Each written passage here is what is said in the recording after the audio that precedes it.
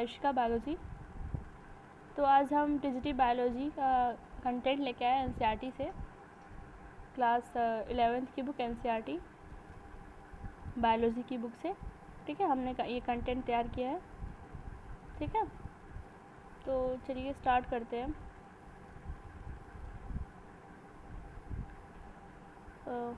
As we know, large variety of living organism present on earth. ज़्यादा कुछ मैं फालतू का कंटेंट नहीं तैयार है, ये पॉइंट टू पॉइंट है एकदम। ठीक है, तो आप चाहे तो मेरी पीडीएफ्स टेलीग्राम चैनल पे ज्वाइन करके मेरी पीडीएफ डाउनलोड करके आप नोट्स तैयार कर सकते हैं इसका। मैंने सारी लाइंस एनसीईआरटी से रखी है। कुछ एक्स्ट्रा जो क्वेश्चंस में जो एग्ज़ाम में पूछे गए हैं एक्स्ट्रा पॉइंट, वो मैंने उसको इसमें इंक्लूड किया है, बाकी सारे एनसीईआरटी से है। तो आप इसकी नोट्स तैयार कर लेंगे तो आपके लिए बहुत अच्छा रहेगा, एग्ज़ाम टाइम में आप इसकी रिवीजन कर सकते हैं। ठीक है, तो चलिए स्टार्ट करते हैं कि as we know a large variety of living organism present on earth. जैसे कि हम जानते हैं बहुत डिफरेंट टाइप्स की ऑर्गेनिज्म प्रेजेंट है अर्थ पे। तो जैसे कि 1.7 to 1.8 मिलियन नोन स्पीसीज़। ठीक है, तो टोटल ओवरऑल जितना भी स्पीसीज़ हैं उसमें से हम सिर्फ 1.7 मिलियन स्पीसीज़ को ही जानते हैं, जिसमें कि 1.3 मिलियन एनिमल स्पीसीज़ हैं प्लस 0.5 मिलियन प्लांट स्पीसीज़ हैं। मतलब कि प्लांट स्पीसीज़ से ज़्यादा कितनी है, एनिमल स्पीसीज़ हैं। Okay, then the biodiversity and types of organism present on earth refers to biodiversity. The biodiversity and types of organism, ठीक है, present on earth refers to biodiversity. ठीक है, ये मैंने लग रहा है मिस्टेक कर दिया है, द डाइवर्सिटी होगा यहाँ पे। ठीक है, जो डाइवर्सिटी है मतलब डिफ्रेंशिएशन है, जो मतलब डिफरेंट टाइप्स ऑफ एनिमल्स हैं, डिफरेंट टाइप्स ऑफ इंसेक्ट हैं, डिफरेंट टाइप्स ऑफ प्लांट है, ये सब चीज़ें जो हैं, और टाइप्स ऑफ ऑर्गेनिज्म जो हैं। ठीक है, ये प्रेजेंट है अर्थ पे, इनको हम रिफर्स क्या कहते हैं, इनको हमने जनरल टर्म दिया, क्या बोलते हैं इसको, बायोडाइवर्सिटी। मतलब कि बायो मीन्स लाइफ, डाइवर्सिटी मतलब डिफरेंट। ठीक है, डिफ्रेंशिएशन मतलब कि लाइफ में क्या क्या डिफ्रेंशिएशन है। ठीक है, तो लाइफ तो हम भी, लाइफ हमारे पास भी है, मतलब ह्यूमन के पास भी है, एनिमल्स के पास भी है। तो उस एनिमल्स में कितने टाइप्स के एनिमल हैं। ठीक है, तो बायोडाइवर्सिटी। ठीक है, next is the study of diversity of organism along with all their comparative and evolutionary relationship is called systematics। ये सारे टर्म आपको पता होना चाहिए। ठीक है, एमसीक्यू में तो नहीं आएगा बट इंटरव्यू में क्वेश्चंस पूछ सकते हैं कि what is systematics, what is biodiversity, as a general question. ठीक है, तो सिस्टमैटिक्स क्या है, study of diversity of organism along with all their comparative and evolutionary relationship. किसी भी ऑर्गेनिज्म का अगर तुम डाइवर्सिटी देख रहे हो कि सपोज कोई इंसेक्ट है, एम्फीबिया फैमिली ले लो। ठीक है, एम्फीबियंस है कोई, सपोज करो फ्रॉग है। ठीक है, अब फ्रॉग में तुम देख रहे हो कितने टाइप्स की, मतलब फ्रॉग टाइप्स की कितने टाइप्स है उसके। तो देखो, एक फ्लाइंग फ्रॉग होता है, उसको क्या बोलते हैं, एक इंडियन टोड बोलते हैं, और एक सैलामेंडर तो दूसरी चीज़ है। ठीक है, एक इंडियन टोड बोलते हैं, एक फ्रॉग बोलते हैं। तो डिफरेंट टाइप्स के, तो उनका जो इवोल्यूशनरी है, मतलब कि जो इनका इवोल्यूशन है, मतलब कि उनका जो पेरेंट है क्या वो सेम है, क्या वो डिफरेंट पेरेंट से आए हैं, ये सब हम जब अगर एक स्टडी करें इस सब के बारे में कि कोई ऑर्गेनिज्म है, उसका पेरेंट मतलब कहाँ से इवॉल्व किया है, उसका पेरेंट जनरेशन क्या था। हो सकता है कि पेरेंट जनरेशन दोनों का सेम हो बट दोनों ने डिफरेंट टाइप से इवॉल्व कर लिया हो। ठीक है, डाइवर्जेंट इवोल्यूशन हुआ हो। तो ये सब चीज़ें जो हम इवोल्यूशन से जोड़ के पढ़ते हैं, उनके मतलब पैतृक कह लो एक तरह से, मतलब उनके पेरेंट्स ऐसे करके थोड़ा रिलेट करते हैं, इवोल्यूशनरी रिलेट करते हैं कि इवोल्यूशन कैसे हुआ इनका। तो इस स्टडी को मतलब रिलेशनशिप्स को हम बोलते हैं सिस्टमैटिक्स। ठीक है, next the term systematics, taxonomy and biological classification are often used as synonyms. ठीक है, ये जो सिस्टमैटिक टर्म है और टैक्सोनॉमी है, बायोलॉजिकल क्लासिफिकेशन है, इनको हम एक तरह से सिनोनिम्स की तरह यूज करते हैं, बट टेक्निकली देखा जाए तो they carry different meanings. Technically अगर देखें इनमें थोड़ा सा हम डीप में जाएँ और थोड़ा सा डिफ्रेंशिएट करें तो हमें डिफरेंट मीनिंग्स इनकी पता चलती है। ठीक है, तो नेक्स्ट आ जाते हैं क्लासिफिकेशन। ठीक है, what is classification, Classification is the process by which anything is grouped into convenient categories based on some easily observable characters. ठीक है, क्लासिफिकेशन क्या होता है? क्लासिफिकेशन एक प्रोसेस है, ठीक है। जैसे कि हम घर में कोई चीज़ जैसे कि वो कर रहे हैं, अरेंज कर रहे हैं, ठीक है, तो हम क्लासीफाई कर लेते हैं कि अगर ये बुक्स को हम कहाँ रखेंगे, बुक्स स्टोर में रखेंगे, कपड़े हैं तो उनको अलमीरा में रखेंगे, ठीक है, और बर्तन हैं, यूटेंसिल्स है तो उनको हम बर्तन वाले जहाँ पे रखते हैं वहाँ पे रखेंगे। तो हमने क्या किया, क्लासीफाई कर लिया। अगर तुम क्लासीफाई कर लिया, अगर मैं तुमसे कोई पूछे कि तो तुमने वाली बुक कहाँ रखी, तो मैं थोड़ी कहूँगी कि ये अलमीरा में देखो, कपड़े वाले अलमीरा में रखा। नहीं, मैंने क्लासीफाई कर दिया, बुक स्टोर में बुक्स रहेंगे, तो मैं बोलूँगी बुक्स स्टोर में देख लीजिए, वहाँ पे बुक होगी, ठीक है। तो उसी को एक तरह से क्लासिफिकेशन हो जाता है। तो वो वही क्लासिफिकेशन हम कहाँ करते हैं, यहाँ पे डाइवर्सिटी में, मतलब लिविंग वर्ल्ड में करते हैं कि किसी भी जो बायोडाइवर्सिटी है, जो डिफरेंट टाइप्स ऑफ एनिमल्स हैं, इंसेक्ट हैं, उनको हम क्या करेंगे, क्लासिफिकेशन करेंगे उनका। तो classification is the process by which anything is grouped into convenient categories based on some easily observable characters, ठीक है। ऑब्जर्व करेंगे कि क्या सिमिलर कैरेक्टर्स है। जैसे कि इंसेक्ट है, इंसेक्ट में हम बटरफ्लाई को ले लें और ड्रैगन फ्लाई को ले लें, तितली और गाँव में क्या बोलते हैं उसे, जुल्हा बोलते हैं, हाँ, ठीक है, उसको ले लें हम। तो देखो दोनों के पास एक सिमिलर कैरेक्टर है, क्या है, दोनों के पास विंग्स हैं, दोनों फ्लाई कर सकती है, ठीक है। तो हमने क्या किया, उन दोनों को एक कैटेगरी में डिवाइड कर दिया, उनको हमने इंसेक्टा फैमिली में, इंसेक्टा ऑर्डर में रख दिया कि ये इंसेक्ट है। वहीं पे हमने फ्रॉग को एम्फीबिया में रखा, ठीक है, एम्फीबिया क्लास में रखा कि ये फ्रॉग जो है लैंड पे भी रहता है, वाटर पे भी रहता है, तो उसको हम एम्फीबिया में रख देते हैं। तो इस प्रकार की, मतलब थोड़ा कन्वीनियंट, ऐसा नहीं कि आप सोचने लगे कि यार ऐसे क्यों रख दिया। देखो थोड़ा सा सिमिलरिटी हो, कुछ कैरेक्टर्स ऐसे हो जो कि लगे कि नहीं ये हो सकता है इसी फैमिली का, तो वो क्या है, क्लासिफिकेशन करते हैं इस प्रकार से, ठीक है। नेक्स्ट क्या है, टैक्सोनॉमी, ठीक है। Taxonomy deals with the rules and principle of classification. Taxonomy में क्या करते हैं, रूल्स और रेगुलेशन होता है। जैसे कोई क्लासिफिकेशन करना है तो हमें उसके पहले एक रूल है, ठीक है, उसके पहले कुछ रूल्स हैं, उनको फॉलो करने पड़ेंगे। अपने मन से नहीं कर दिया कि मन क्या इसको यहाँ रख दिया, मन किया किसी को यहाँ रख दिया, नहीं, कुछ रूल्स हैं जिसके उनके बेसिस पे हम क्या करेंगे, क्लासिफिकेशन करेंगे, ठीक है। टैक्सोनॉमी को अभी नेक्स्ट लेक्चर में अच्छे से पढ़ेंगे डीप में, अभी सिर्फ जनरल इन्फॉर्मेशन गैदर कर रहे हैं हम लोग, ठीक है। Next systematics. जो टर्म सिस्टमैटिक्स है उसको सबसे पहले किसने दिया था, कैरोलस लीनियस ने दिया था, ठीक है। इन्होंने 1735 में सिस्टमैटिक टर्म दिया था, ठीक है। Next, the word systematic is derive from Latin word Systema. जो वर्ड सिस्टमैटिक है वो लैटिन वर्ड से डिराइव है, क्या, सिस्टमा, ठीक है, and which means systematic arrangement of organism, ठीक है। सिस्टमा मीन्स क्या होता है कि एक सिस्टम होता है जिससे हम किसी भी ऑर्गेनिज्म का क्या करते हैं, अरेंजमेंट करते हैं, ठीक है, उसको हम अरेंज करते हैं, उसको क्या बोलते हैं, सिस्टमैटिक्स। एक सिस्टम होता है। अब देखो शादी वगैरह में फंक्शन होता है तो उसका भी एक सिस्टम है कि हाँ पहले ये होगा, गेस्ट आएंगे, खाना पीना खाएंगे, फिर उसके बाद उनके जाने का सिस्टम है, फिर मेहमान आए, ऐसे। तो एक सिस्टम है कि हाँ ऐसे ऐसे करना है।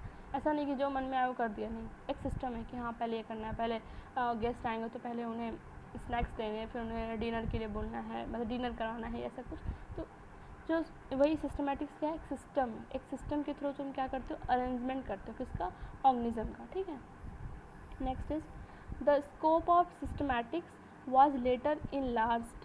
मतलब कि जो सिस्टमैटिक्स का स्कोप था उसको थोड़ा, मतलब और बाद में उसको थोड़ा बढ़ा दिया गया, मतलब थोड़ा और उसको ब्रॉड कर दिया गया, और उसमें क्या इंक्लूड कर दिया गया, टैक्सोनॉमी एंड फाइलोजेनी।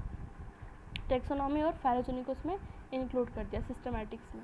टैक्सोनॉमी हमने यहाँ पढ़ा था कि deals with the rules and principle of classifications, and phylogeny क्या होता है, फाइलोजेनी आपका इवोल्यूशन से डिपेंड है कि फाइलोजेनी मतलब कि इवोल्यूशनरी मतलब कि आपने कहाँ, आप इवोल्यूशन कहाँ से है, मतलब क्या जनरेशन थी, कैसे इवोल्यूशन हुआ, उसको भी हम इसी में इंक्लूड कर लेते हैं, सिस्टमैटिक्स में ही इंक्लूड कर लेते हैं, ठीक है। तो उसको थोड़ा और ब्रॉड कर दिया गया, थोड़ा सा और इसको स्टार्टिंग में कोई भी चीज़ हम डेवलप करते हैं तो पहले इस छोटा सा पार्ट लेते हैं, छोटे से फिर हम थोड़ा सा देखते हैं कि नहीं इसमें भी सिमिलरिटी, इसको भी इसमें हम ऐड कर लेते हैं, तो हम भी उसको भी ऐड कर लेते हैं। ऐसे करते करते हम काफ़ी लार्ज ग्रुप तैयार करते हैं। वैसे सिस्टमेटिक्स पहले एक मतलब सिर्फ ऑर्गेनिज्म का अरेंजमेंट था कि किसी भी ऑर्गेनिज्म को कैसे अरेंज करना सिस्टम के थ्रू, तो एक सिस्टम होना चाहिए, उसके थ्रू हम उसको अरेंज करेंगे। फिर उन्होंने थोड़ा सा और इसको ब्रॉड करके टैक्सोनॉमी और फाइलोजेनी को इंक्लूड करके ये तीनों कैरेक्टर्स देख के फिर उसके बाद एक क्लासिफिकेशन करेंगे, मतलब कि टैक्सोनॉमी भी देखेंगे, फाइलोजेनी भी देखेंगे कि आपका इवोल्यूशन कैसे हुआ है और इस एनिमल का कैसे हुआ, इस एनिमल का कैसे, अगर दोनों का इवोल्यूशन सेम हुआ है तो उनको क्या करेंगे, एक सिमिलर कैटेगरी में देंगे। तो ये सब देख के सिस्टमेटिक्स डिपेंड अरेंजमेंट करते हैं ऑर्गेनिज्म का, ठीक है। अब देखो सिस्टमेटिक हैज़ फॉलोइंग 4 स्टेप्स। तो सिस्टमेटिक्स में जो रूल्स बताया था मैंने कि रूल्स होता है, एक सिस्टम होता है, वो सिस्टम का क्या है 4 स्टेप है, मतलब कि ये 4 स्टेप हम करेंगे और उसके बाद क्लासिफिकेशन करेंगे। तो पहला क्या हो गया, आइडेंटिफिकेशन, मतलब कि हम पहले आइडेंटिफाई करेंगे, ठीक है, पहचानेंगे, आइडेंटिफाई करेंगे। जैसे कोई मेहमान आएगा तो पहले हम आइडेंटिफिकेशन करते हैं, मतलब पहचानने की कोशिश करते हैं कि है कौन, फिर तो उनको चाय पानी पूछेंगे। तो पहले हम क्या करेंगे, आइडेंटिफिकेशन करेंगे, ठीक है। अब आइडेंटिफिकेशन की जाहिर सी बात है, आप पहले देखेंगे कि जेंट्स है या फिर फीमेल है लड़का है या लड़की है, बच्चा है, क्या है, तो वो आइडेंटिफिकेशन हुआ, ठीक है। नेक्स्ट क्या करेंगे हम, नॉमेनक्लेचर, ठीक है, हम उनका नाम रखेंगे। अरे कोई मेहमान आया तो आपको लगे तो पहले तो देखेंगे हाँ मेल है कि फीमेल है क्या, ठीक, फिर आप नाम जानने की कोशिश करेंगे कि कौन है, इनका क्या नाम है, ठीक है, नॉमेनक्लेचर हो गया। फिर आप क्या क्लासिफिकेशन करेंगे, उनका क्लासिफिकेशन करेंगे, मतलब कि ऐसे क्लासिफिकेशन, और ये तो मम्मी के रिश्तेदार हैं, ये पापा के रिश्तेदार हैं, ये दीदी के रिश्तेदार हैं, ये मेरा फ्रेंड है, ऐसे, तो क्या हो गया, क्लासिफिकेशन हो गया। Next is establishment of evolutionary relationship. अब हम इवोल्यूशन के बारे में, जो हमने फाइलोजेनी की बात की थी वही है, इस्टेब्लिशमेंट ऑफ इवोल्यूशनरी रिलेशनशिप्स। अब हम देखेंगे इनका इवोल्यूशन क्या हुआ, मतलब कि ये मेरे मम्मी के रिश्तेदार हैं, तो मतलब कि मेरी नानी के बेटे हो सकते हैं, मतलब मेरे मामा हो सकते हैं, या फिर नानी के भाई हो सकते हैं। मतलब मेरी मम्मी का इवोल्यूशन, जैसे कि मेरी मम्मी ने जहाँ से इवोल्यूशन किया, मतलब मेरी मम्मी का जनरेशन जहाँ से स्टार्ट हो गया वो वहाँ से है या पापा के हैं, तो ओवरऑल हमने पूरा उनका बायोडाटा निकाल लिया। So Linnaeus is known as father of taxonomy. Next is identification, मतलब पहचान कैसे करेंगे। Identification is to determine the exact place और position of an organism in the set plan of classification, ठीक है। हम ऑर्गेनिज्म का जो आइडेंटिफिकेशन है वो हम डिटरमाइन करेंगे कैसे, उनके एग्जैक्ट प्लेस से, ठीक है, वो कहाँ से बिलोंग कर रहे हैं, एक्वेटिक है, सी लेवल से आ रहा है, या फिर ऐसे ही ग्राउंड वाटर है, क्या है, मतलब कहाँ से बिलोंग करता है वो, उसका एग्जैक्ट प्लेस से हम उसको क्या करेंगे, क्लासिफिकेशन करेंगे उसका, ठीक है। जॉन रे जो थे, इन्होंने डेवलप क्या टेक्सोनॉमिक की, ठीक है, जॉन रे ने टेक्सोनॉमी की डेवलप किया, ठीक है, for the identification of animals के आइडेंटिफिकेशन के लिए।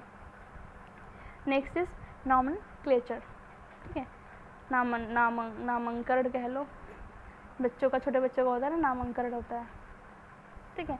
It is the establishment of distinctive name to each species, ठीक है, ये एक एस्टेब्लिशमेंट है, उपलब्धता, मुझे तो बोलने हिंदी आती है बट बोल नहीं पाती मैं, उपलब्धता ऐसे, ठीक है, कि अगर जैसे स्पीसीज़ है, बहुत सारे स्पीसीज़ है, तो हम एवरी मतलब सिंगल स्पीसीज़ का हम एक फिक्स्ड नेम रखें, ठीक है, एक परमानेंट नेम रखें, और उसके अंडर उनके जितने भी स्पीसीज़ है उसके अंडर वो सारे आ जाए।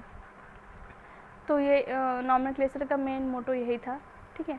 Need of scientific names was felt because the same organism is having different common names in different parts of world, ठीक है।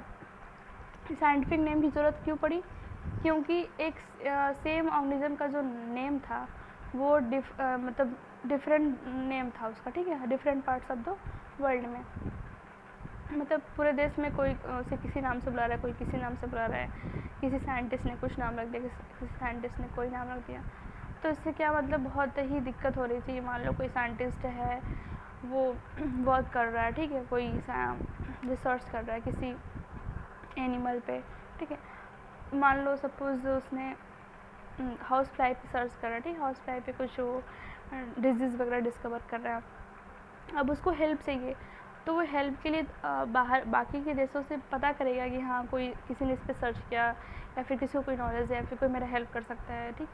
तो लेकिन जब वो बोलेगा हाउस फ्लाई, तो वहाँ पे तो उन्होंने नाम ही अलग रखा है अपने हाउस फ्लाई का, उन्होंने कुछ और नाम रखा है, मस्का डोमेस्टिका रखा है, ठीक, मस्का डोमेस्टिका रखा है, ठीक है। तो इससे क्या होगा, तो उनको पता ही नहीं चलेगा कि किसकी बात कर रही हैं।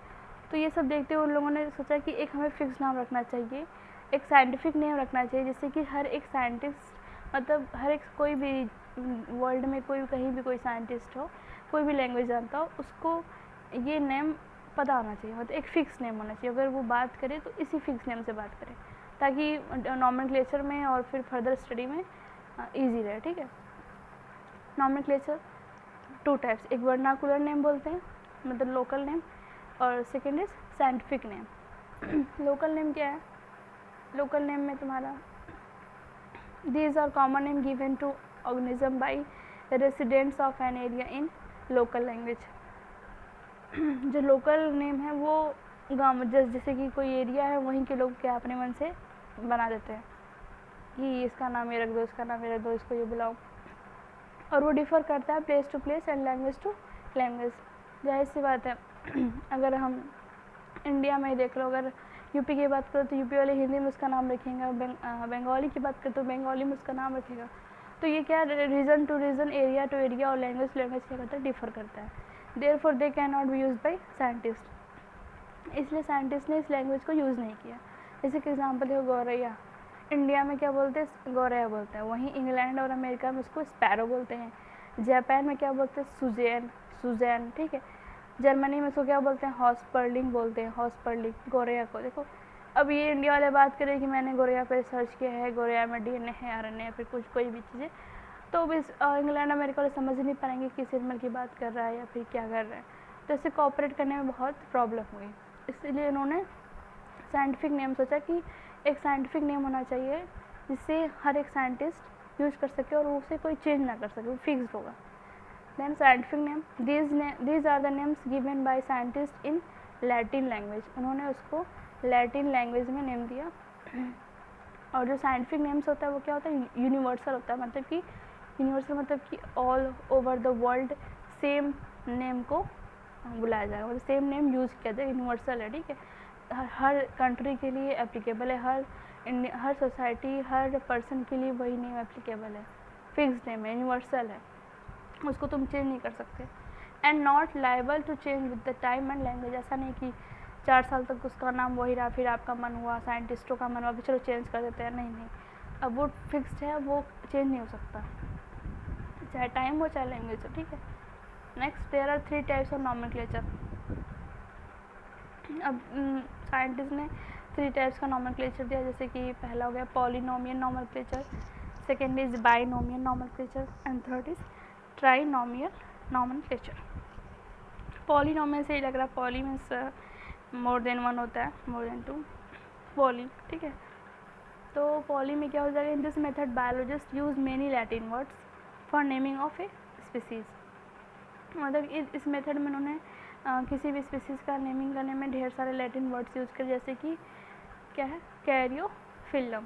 तब इसका नाम देखो, उन्होंने एग्जांपल कैरियोफिलम था, लेकिन उन्होंने इसका जो साइंटिस्ट नेम रखा, साइंटिफिक नेम रखा, वो क्या रखा, कैरियोफिलम सेक्साटिलिस फोलिस ग्रामिनिस अम्बेलेटिस कोरेम्बिस। ओ माय गॉड, तो ज़िंदगी में ना याद कर पाएंगे तो ऐसा नाम रखा है कि मतलब कोई बोलता ही रह जाए, लगेगा कि स्पीच दे रहा है, ठीक है। But this name are very lengthy and difficult to remember. अब एक नहीं, अब जितने एनिमल सबके इतने नेम होंगे तो कैसे याद करोगे, सब मिक्स कर दे, पता चले कैरियोफिलम बोल रहे हो, बाद में कुछ और बोल दिए, तो फिर ये बहुत लेंथी हो गया। फिर इन साइंटिस्ट ने इसे बाइकआउट कर दिया, नहीं भैया ये नहीं चल पाएगा। तो फिर दूसरा है बाइनोमियल नॉमेनक्लेचर, जिसको बाउहिन क्या ही प्रोनाउंसिएट कर लो, कुछ भी कर लो, बाउहिन, ठीक है, was first to give the idea of binomial nomenclature. इन्होंने ये आइडिया दिया कि ऐसा करो, बाइनोमियल करो, सिर्फ 2 ही नाम रखो, जैसे मेरा ही नाम है आयुषी राय, ठीक है, जैसे हम ही लोग का नाम है, 2 नाम, मतलब कि एक जीनस और एक स्पीसीज, वैसे ही हम लोग का भी है तो हम लोग कितने अच्छे अपना बढ़िया नाम रखे हैं। ये जो 3-4 रखते हैं उनका याद हो नहीं रहता, सब लोग शॉर्टकट मार देते हैं नाम का ही, ठीक है। Then but its introduction is credited to Carolus Linnaeus, लेकिन इन्होंने तो बस आइडिया दिया था, लेकिन उसका इंट्रोडक्शन जो है मतलब उसको यूज़ मिला है किसने, कार्लस लिनियस ने, ठीक है। Usually 2 Latin words for naming a species, मतलब सिर्फ 2 वर्ड यूज किया इन्होंने किसी भी स्पीसीज का नेम रखने के, जैसे कि गौरैया, अब इसका नेम रखा उन्होंने पैसर डोमेस्टिकस, ठीक है। प्याज का क्या रखा, एरियम सिपा, गुड़हल का क्या, हिबिस्कस रोजा साइनेंसिस, ठीक है।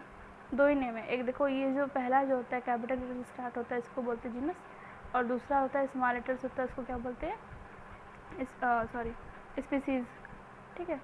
ये जो पैसर है वो क्या है, जीनस का, जीनस रिप्रेजेंट करता है, ठीक है। और ये डोमेस्टिकस जो है वो स्पीसीज रिप्रेजेंट करती है। नेक्स्ट इज ट्राइनोमियन नोमेनक्लेचर, अब 2 से भी नहीं मरा, अब ये मन भरा इनका, अब 3 नेम रखेंगे हम, ठीक है। It is employed to describe subspecies, चलो भैया अभी तक जीनस को डिस्क्राइब करने के लिए हमने सिंगल रखा, फिर हमने सोचा चलो जीनस और स्पीसीज दोनों पता करेंगे, तो बाइनोमियल रख दिया। अब इनको सब स्पीसीज भी पता करना है तो साथ में कर लेते ना, तीनों एक बार पढ़ेंगे, तीनों पता चल जाएगा क्या स्पीसीज है, क्या सब स्पीसीज है, क्या जीनस है, ठीक है। तो इन्होंने तीनों रख दिया, तो इसको क्या, जैसे कि देख लो ये उसका क्रो करने हैं, ठीक है, कॉर्बस स्प्लेंडेंस स्प्लेंडेंस, लेकिन इसका जो जीनस सॉरी इसका जो स्पीसीज नेम है और उसका सब स्पीसीज नेम है वो क्या है, सिमिलर है, सेम है, ठीक है। नेक्स्ट आई थिंक इतना ही बस है आज के लिए, थैंक यू। नेक्स्ट हम अभी इसमें और पढ़ेंगे थोड़ा सा नोमेनक्लेचर, ठीक है। और ये हमने इस नेक्स्ट लेक्चर में हम ये पढ़ेंगे कि अगर ये स्पीसीज और सब स्पीसीज सेम है तो उसको क्या बोलते हैं, एंड नोमेनक्लेचर करने के लिए क्या क्या बहुत सी चीज़ें बची हैं पढ़ने के, एक लेक्चर और इस चैप्टर का जो कि हम कल रिवाइज कराएंगे आप सबको। तब तक के लिए बाय बाय, टेक केयर।